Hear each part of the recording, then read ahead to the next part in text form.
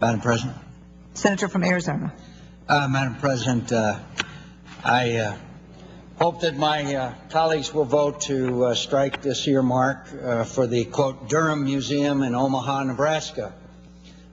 Strangely enough, this amendment has been inserted by the senator from Nebraska.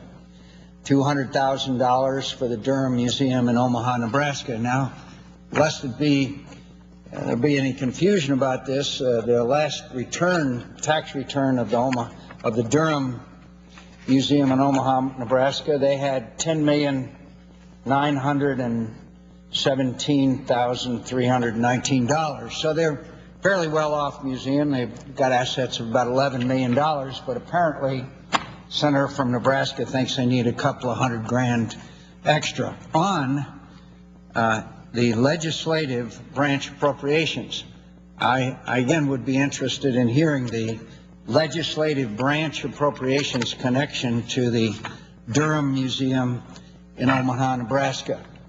$200,000. I'm sure it's a fine museum. I'm sure it's a wonderful museum, and it gets many visitors from all over the great state of Nebraska. But I just came from the great state of Arizona. And you know what? Storefronts are closing up all over the place. People are losing their jobs. Unemployment is up. And so what are we doing here in Washington, in our nation's capital?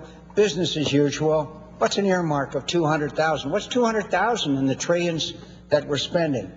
Well, and the bill language stated shall remain available until expended for the purpose of preserving, digitizing, and making available historically and culturally significant materials related to the development of Nebraska and the American West.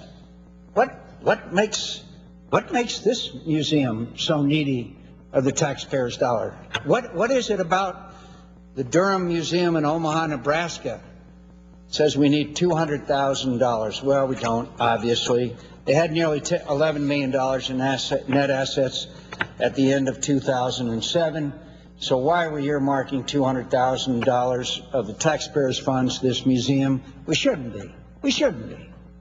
We shouldn't be earmarking these kinds of funds. This is a legislative branch appropriations to fund the functionings of Congress, the legislative branch, not a museum in Omaha, Nebraska, as wonderful and lively a place as it must be.